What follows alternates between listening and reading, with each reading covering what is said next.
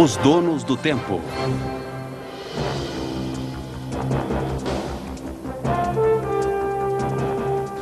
As 7 profecias maias, 4ª parte.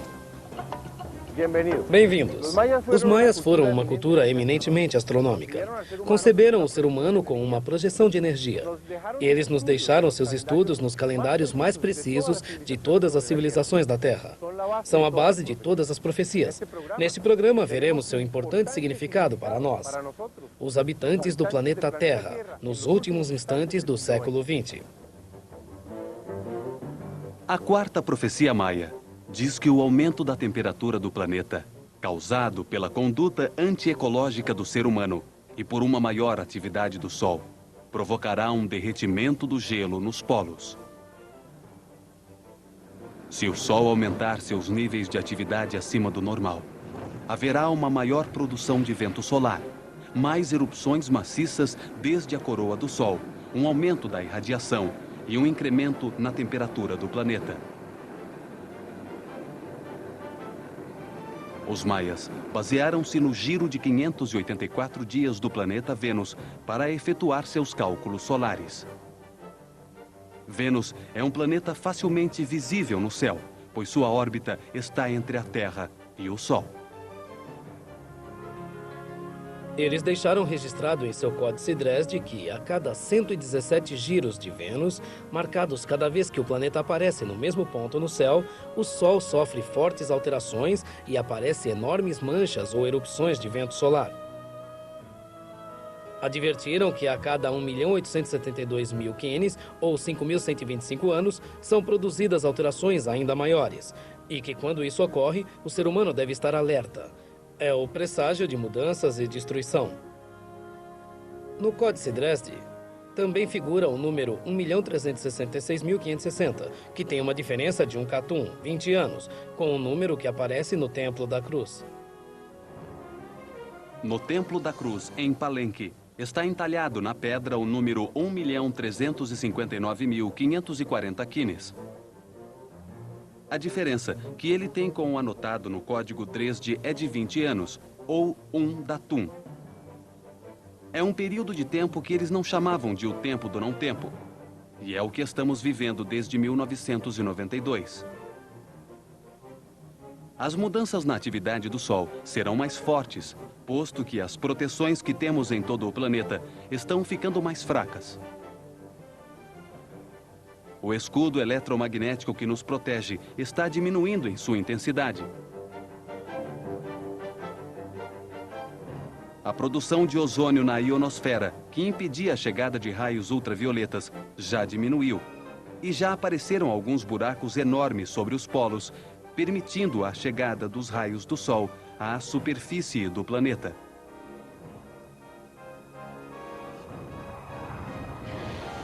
A atividade do ser humano está alterando a composição da atmosfera, produzindo o chamado efeito estufa, que impede a saída do calor e aumenta a temperatura. Todos esses fenômenos, ao ocorrer simultaneamente, produzirão alterações no clima e um aumento da temperatura nos mares, o que derreterá mais rapidamente o gelo nas calotas polares. Isso causará um aumento no nível dos mares, produzindo inundações nas terras costeiras e a modificação morfológica dos continentes onde vivemos. Os maias previram que esta seria a forma como o planeta se limparia e teria muitas áreas verdes por todas as partes. O aumento da temperatura já começou. Relatórios científicos de diversas fontes confirmam. Estudos realizados em bosques da Mongólia, da Rússia e dos Estados Unidos demonstram cientificamente que os anéis do córtex das árvores são mais grossos em períodos de calor intenso e mais estreitos no frio. Portanto, são bons indicadores da temperatura do planeta. Eles são medidos desde o ano de 1500, mas as medidas indicam que desde 1870 a temperatura está aumentando. Relatórios da Environmental News Network afirmam que a neve seca da Groenlândia diminuiu e aumentaram as áreas onde o gelo se derrete. As maiores mudanças ocorrem na margem sudeste da camada de gelo. A temperatura na Groenlândia aumentou 1 grau centígrado nos últimos anos. Informam também que um aumento na temperatura da superfície dos mares nos trópicos está causando alterações nos ciclos hidrológicos, como os chamados El Niño e Laninha. O comportamento incomum do clima passou a ser rotineiro.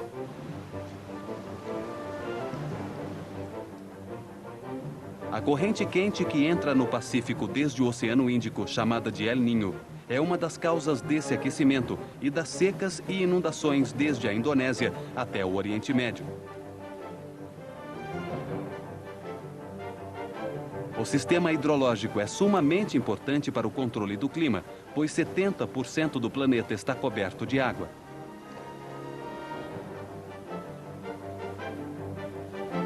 Estudos realizados pela Universidade de Colorado concluem que as geleiras e os picos nevados de todo o mundo estão diminuindo seu volume notavelmente, como resultado do aumento geral da temperatura do planeta. O maior pico nevado da África, no Monte Quênia, perdeu 92% de sua massa. Os picos nevados do Monte Kilimanjaro sofreram uma redução de 73%. Na Espanha, em 1980, havia 27 picos nevados. Hoje, o número foi reduzido para 13. Nos Alpes europeus e no Cáucaso, na Rússia, eles diminuíram 50%. E na Nova Zelândia e nos montes Tian Shan, entre a Rússia e a China, houve uma diminuição de 26%. Os cálculos preliminares do estudo dizem que, se as mudanças continuarem no mesmo ritmo, em 50 anos não haverá picos nevados em nenhuma parte do mundo. Na Antártida, a situação é ainda mais grave. O pico nevado Pine Island está se derretendo a partir de seu centro, não a partir de suas bordas. É sabido que quando um açude ou um lago gelado começa a se derreter, ele sempre o faz a partir de seu centro. A temperatura na Antártida aumentou 2,5 graus centígrados nos últimos 25 anos. E está aparecendo vegetação em locais onde antes não existia nada mais que gelo. Uma enorme porção da geleira Larsen, que antes unia a ilha de James Ross ao continente, desprendeu-se deslocando seu peso na água.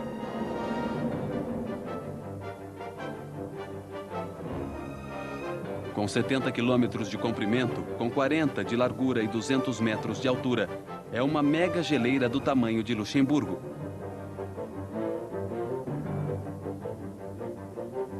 Seu maior volume está sob a água, pois apenas 1/10 parte dela é avistada na superfície.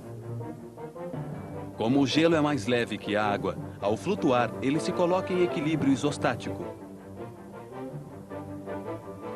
A força centrífuga faz com que ele se mova em direção ao Equador, onde há maior temperatura, e, portanto, ele se derrete.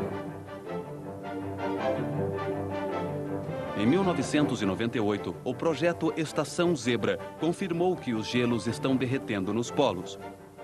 Os cientistas descobriram que, para chegar ao Ártico, a viagem por água era 150 quilômetros mais longa que a atual. Quando mediram a largura de uma camada de gelo, que antes tinha 3 metros de espessura, descobriram que agora tinha somente 2 metros.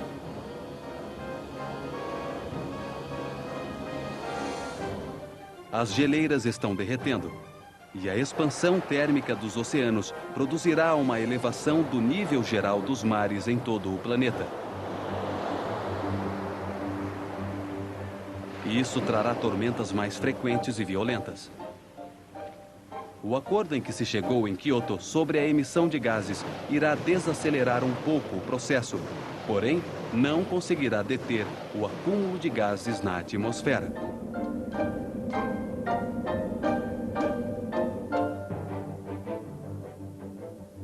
50% da população do mundo vive perto do mar. Por isso, milhões de pessoas serão afetadas e deslocadas de seus lares. 1998 estabeleceu recordes de altas temperaturas que ficaram dentre as mais altas nos últimos 600 anos. No entanto, um aumento da temperatura, como o que vem ocorrendo, não muda rapidamente os níveis de água em todo o planeta. Será um processo que levará vários anos. A única coisa que poderia mudá-los seria uma mudança súbita na posição da crosta terrestre sobre seu núcleo central. Isso já ocorreu várias vezes no planeta ao mudar a posição dos polos. Sabemos que muitas coisas que não queremos que aconteçam e que causam grandes tragédias acabam acontecendo. Devemos nos concentrar em produzir resultados positivos de nossas ações e, ao mesmo tempo, crescer com as dificuldades que encontrarmos. Devemos assumir a vida e tomar nossas decisões de maneira consciente.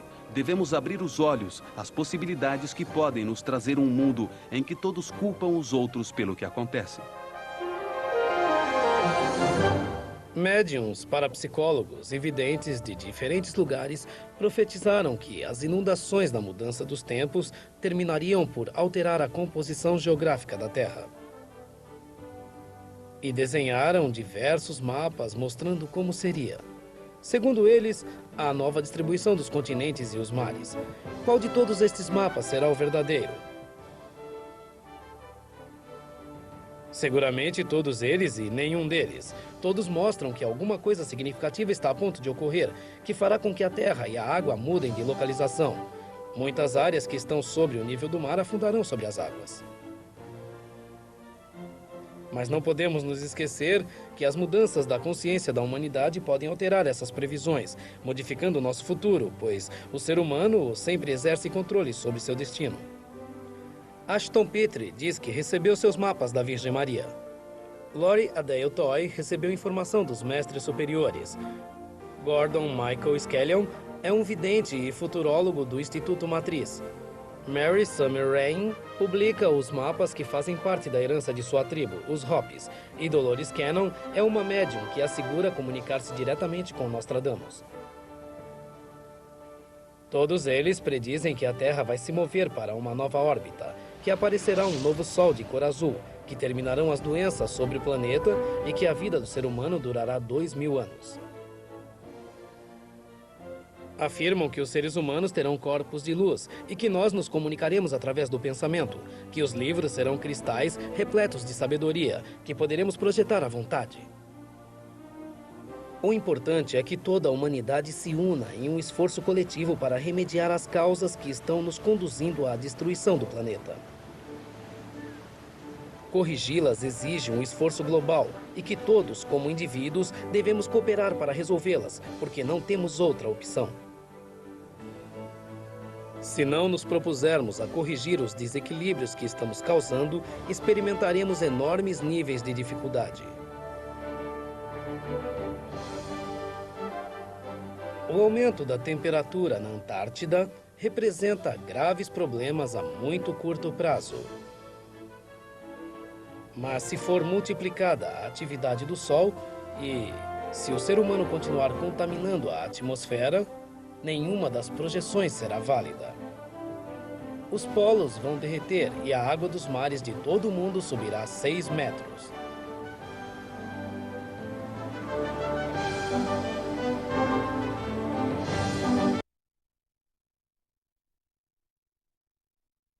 Serão suas diferentes escalas e unidades de medida e desenvolveram vários calendários. Eles os utilizavam para entender e medir os ciclos que atravessam o planeta e o homem em seu giro simultâneo ao redor do Sol, para dar ordem ao universo. Para sincronizar-se com eles, fluir sem lutas, em um percurso de sensações e pensamentos em direção à sabedoria.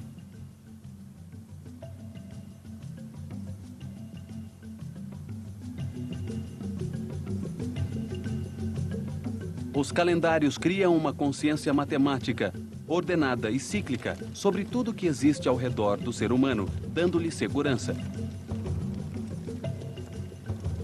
Desse modo, saímos do caos, da ignorância. Com base no conhecido, eles podem prever o desconhecido, definir momentos em que a mudança é previsível e explicável.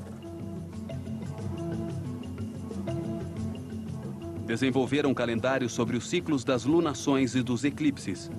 Assim puderam prever o que ocorreu no dia 11 de agosto de 1999 e que marcou os últimos 13 anos do grande ciclo Maia.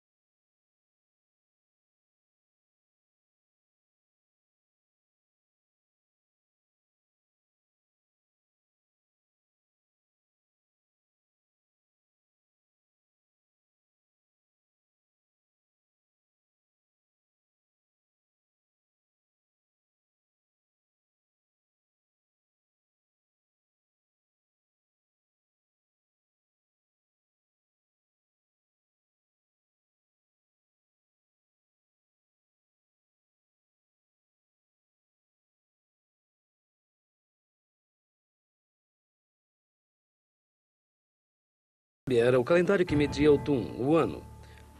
Dividia o giro da Terra ao redor do Sol em 18 uinales de 20 dias, para um total de 360 dias e um mês adicional de 5 dias, os Uayeb, ou dias nefastos, que completavam os 365 dias do ano solar.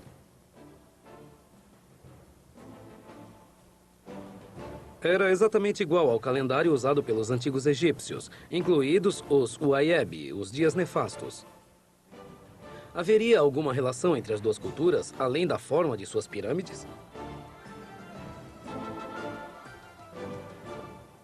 Os maias utilizavam seus calendários para determinar as influências diárias da energia no ser humano.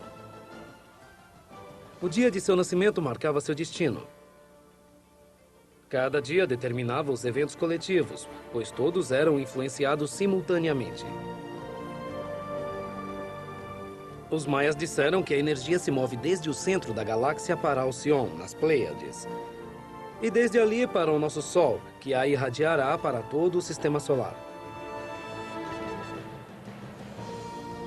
A Lua, Vênus, Marte, Mercúrio principalmente, e os outros planetas refletem para a Terra essa energia. A quantidade refletida depende de sua localização na órbita em que giram ao redor do Sol e da posição de nosso planeta. Toda essa energia produz as estações, o clima, as marés, as fases de crescimento de todas as coisas em nosso planeta. Todos os povos aceitam a existência dessa força vital. Paracelso a chamou de Evestrum. Os egípcios a chamaram de Cal. Os gregos, Pneuma. Os hebreus, Ruá. Os hindus, Prana. Os japoneses, Ki. Os chineses, Shi. E os maias, Puá. O Rabi contava os meses e baseia-se no giro ao redor do Sol. O Tzolk'in contava os dias e baseava-se nas fases da Lua. Tzol significa conta. Kin significa dia.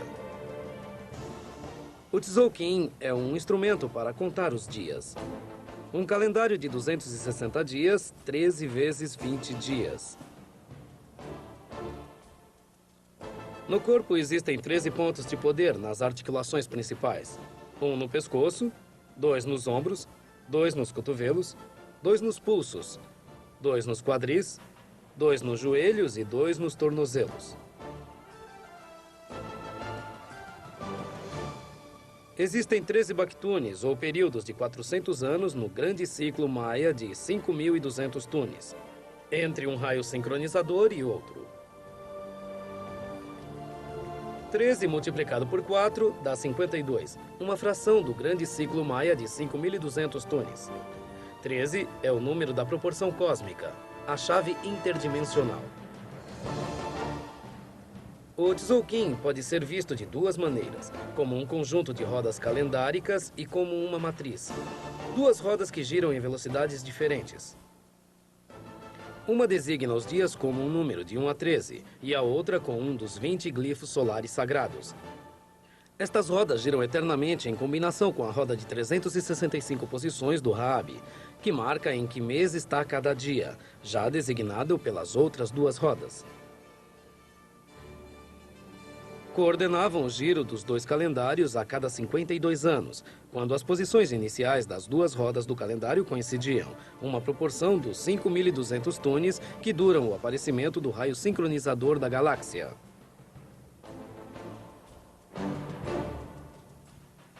A cada 52 anos, ou seja, a cada 18.980 quines, eram realizados 13 dias de festa, durante os quais era comemorada a descida do céu, do fogo novo e a saída do sol.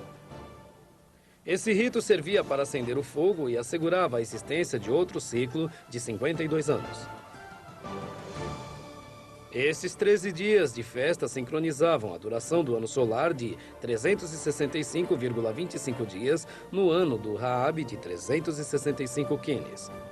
Quer dizer, 52,25 nos dá os 13 dias que eles festejavam a cada 52 anos. Em nosso calendário gregoriano, esse ajuste é feito a cada 4 anos, com os anos que chamamos de bissextos, nos quais acrescentamos um dia, o 29 de fevereiro, para compensar o calendário.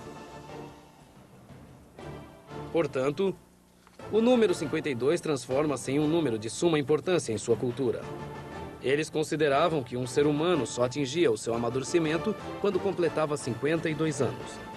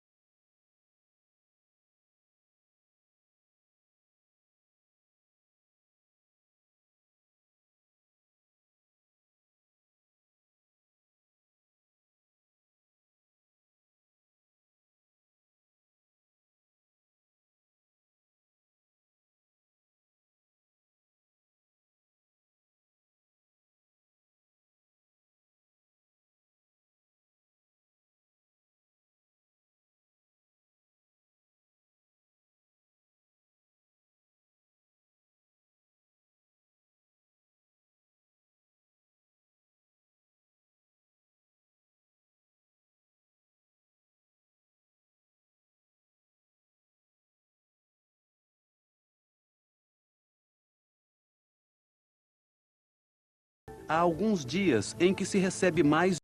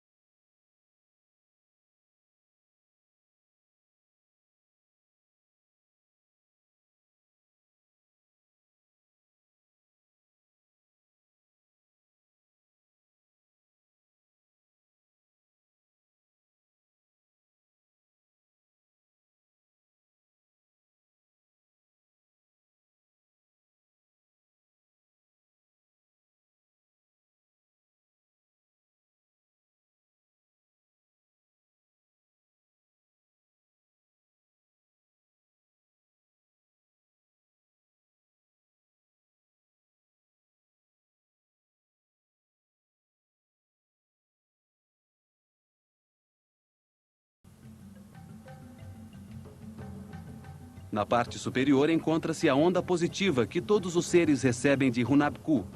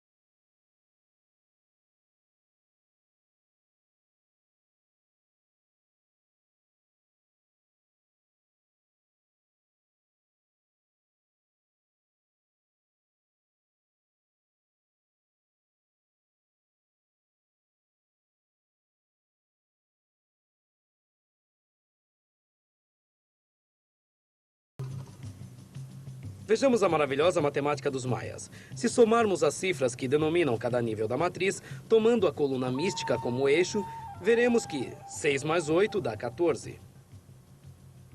5 mais 9 igual 14. 4 mais 10 igual 14. 3 mais 11 igual 14. 2 mais 12 igual 14. E 1 mais 13 igual 14. A soma de todos os números dos níveis da matriz dá 91, que é o número de dias que tem cada uma das 4 estações climáticas do ano. Também é igual a 13 o número mágico maia dividido por 7, o número místico maia. Agora, se tomamos novamente como eixo a coluna mística central e subtraímos um número de seu contrário, descobrimos que suas diferenças dão uma progressão que vai de 0 a 12.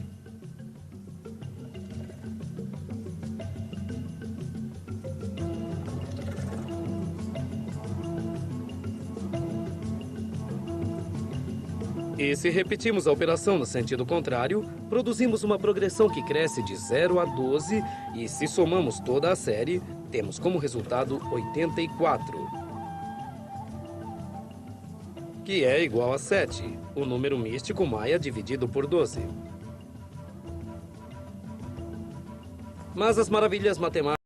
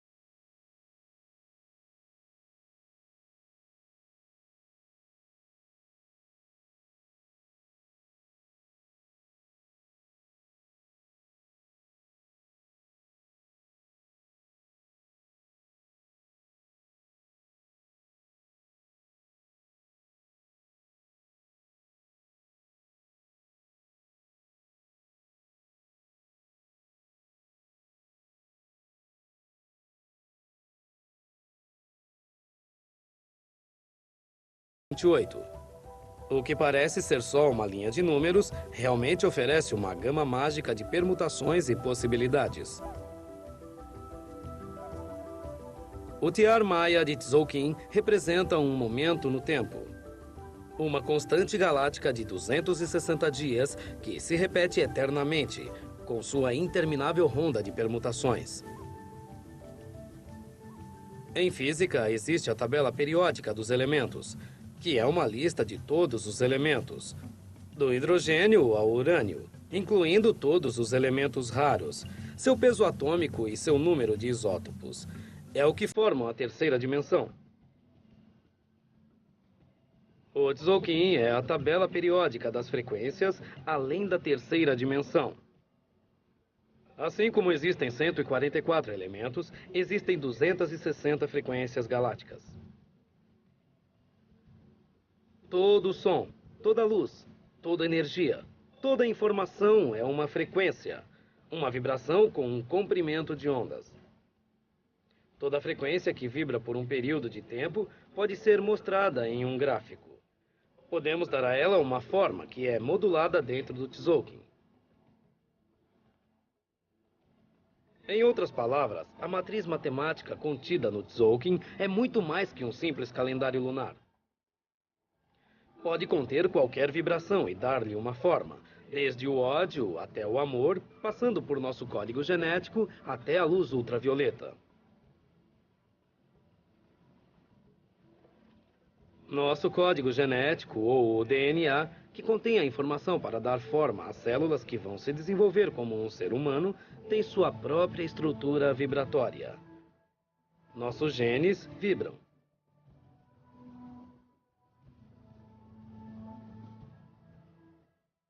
Essas estruturas têm 6 partes que se juntam para criar a dupla hélice torcida, que todos associamos ao DNA. É muito parecido em forma com o que vemos no Tzolk'in. O primeiro relacionamento, quando duas pessoas se aproximam, ocorre em suas formas de onda. Elas se acoplam, se neutralizam ou não. A parte química sucede quando as formas de onda já se registraram, mutuamente. A humanidade inteira tem uma única forma de onda, que se move e cresce no tempo. Nosso planeta tem sua própria forma de onda, resultado de sua vibração particular. O Sol também tem sua própria forma de onda. O mesmo acontece com o Sistema Solar em seu conjunto. A galáxia é uma grande forma, que contém todas as outras. Ondas dentro de ondas. Tudo em movimento dentro do oceano galáctico eletromagnético. Infinito número de ondas, girando em seu caminho pelas geometrias do tempo. Formas de pensamento. Comprimentos de onda buscando seu caminho de retorno à fonte original, ou seja, Deus. Todas essas ondas são reguladas pela constante galáctica, o Tzolk'in. Os raios de luz com diferentes números de ciclos, com diferente frequência, matrizes que podem ser medidas ou moduladas pela matriz interdimensional do Tzolk'in.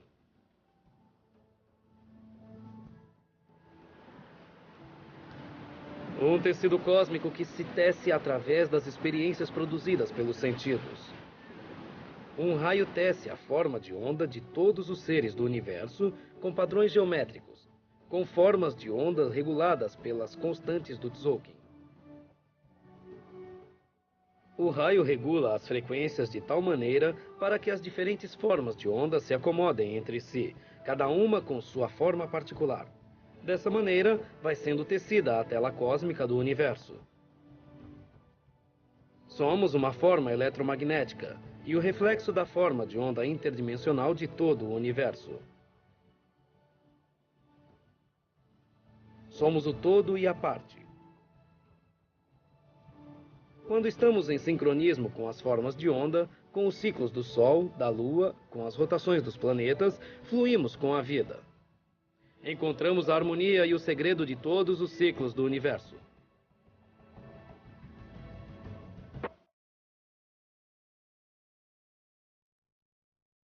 rotações se sucedem em um ano, ou seja, a Lua dá 13 voltas ao redor da Terra, enquanto esta dá um giro ao redor do Sol a cada ano. Eles basearam o Tzolk'in em seus movimentos. 13 ciclos de 28 dias para cada um dão os 364 dias do ano, e um de purificação para receber o ano novo. São testemunhos de que a Lua demora 28 dias para dar uma volta ao redor da Terra e, simultaneamente, gira sobre seu eixo na mesma velocidade. Por isso, sempre vemos sua mesma face voltada para a Terra, e fala-se da face oculta da Lua. A partir da Terra, a cada semana vemos uma fase nova. Lua nova. Quarto crescente. A cada semana ela gira 90 graus. A cada dia avança 13 graus. Em 2 semanas vemos a lua cheia. Depois o quarto minguante, para começar novamente o ciclo completo com a lua nova. A cada 28 dias, ela dá uma volta completa de 360 graus ao redor da Terra. Cada fase da lua reflete para a Terra uma quantidade diferente da luz e da energia do Sol. Mas como a Lua gira em uma órbita elíptica muito excêntrica ao redor da Terra, e esta se desloca por sua vez ao redor do Sol, seu giro sinódico dura 29 dias e 12 horas. A Lua tem a influência mais forte depois do Sol. Sua força de atração se faz sentir sobre todos os líquidos e fluidos do planeta. Sobe as águas de todos os mares e abaixa-as suavemente, causando as marés altas e baixas.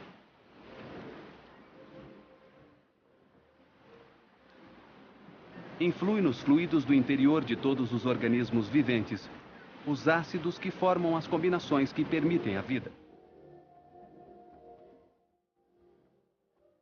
Durante séculos, quase todos os povos da Terra utilizaram da Lua para medir o seu tempo. Mediam-se os acontecimentos naturais contando os dias de lua cheia a lua cheia.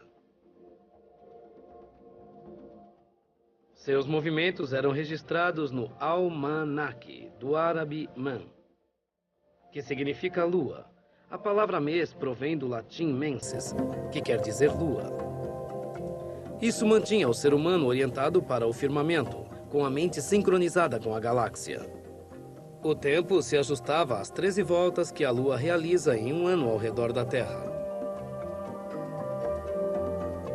No entanto, os desejos do imperador romano Júlio César e do Papa Gregório XIII conseguiram mudar a medida do tempo.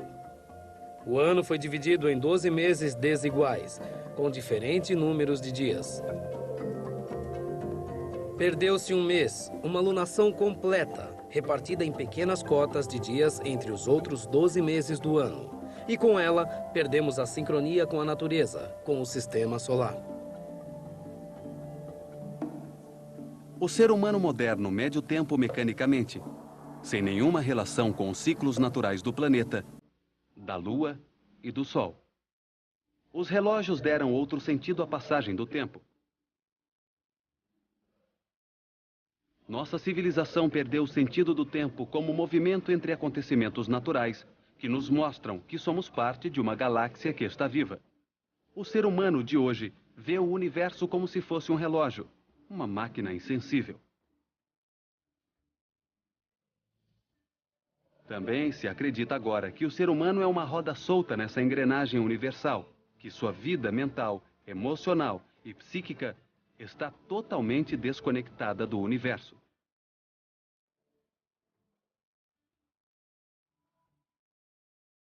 Esse desajuste está enlouquecendo todo mundo, sem que ninguém perceba. A felicidade se mede em termos de acúmulo. Já não temos tempo para nada.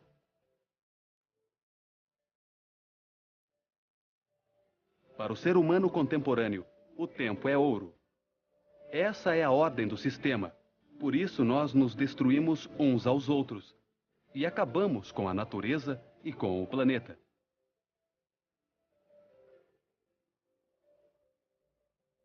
O tempo é medido só para a obtenção de proveito individual. O interesse é a unidade de medida de passagem do tempo no atual sistema de relações econômicas e sociais. O tempo é medido só para se saber quanto se trabalha e quanto se ganha. A natureza importa muito pouco. Por isso, contaminamos e destruímos o planeta.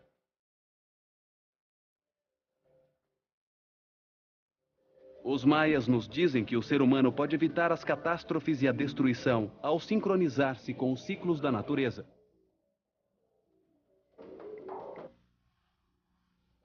O sistema de medição e divisão do tempo, o calendário atual, não tem nenhuma sincronia com os ciclos e tempos da galáxia. E isso está conduzindo o ser humano à sua própria destruição.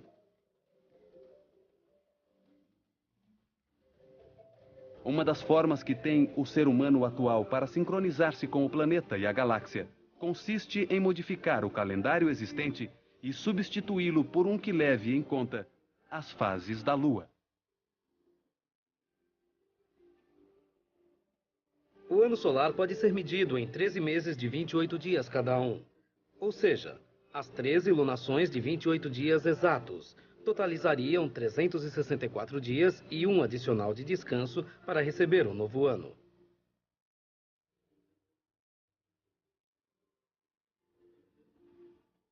Assim, nós perceberíamos todos os dias que não estamos sozinhos, mas que fazemos parte de um sistema cósmico e colocaríamos a mulher representando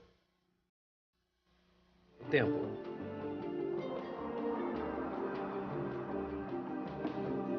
Os maias têm registros do tempo desde milhares de anos. Isso demonstra seu domínio e seu conhecimento sobre os ciclos do universo. Eles teriam podido continuar seu calendário milhares de anos no futuro, se tivessem desejado. No entanto, seu calendário se interrompe no dia 22 de dezembro de 2012 para chamar nossa atenção sobre os últimos 20 anos do grande ciclo. Pois nestes últimos anos se define nosso destino. Desde 1999, faltam 13 anos, outra vez o número mágico dos maias, para que possamos ver o amanhecer do novo dia galáctico de 26 mil anos e as mudanças que ele trará consigo. Em nosso próximo programa, veremos a quinta profecia maia. Ela nos diz que nos próximos 13 anos veremos falhar todos os sistemas sobre os quais está baseada a nossa civilização. O sistema de controle da informação através dos computadores, o sistema de comunicações que depende dos computadores e dos satélites, a economia que depende de todos eles. Falharão os sistemas elétricos e ao falharem entrarão em crise todos os outros sistemas, o judicial, o político, o social, o militar e o religioso. Será um efeito dominó que mudará todas as estruturas do planeta. Acompanhe-nos em nosso próximo encontro.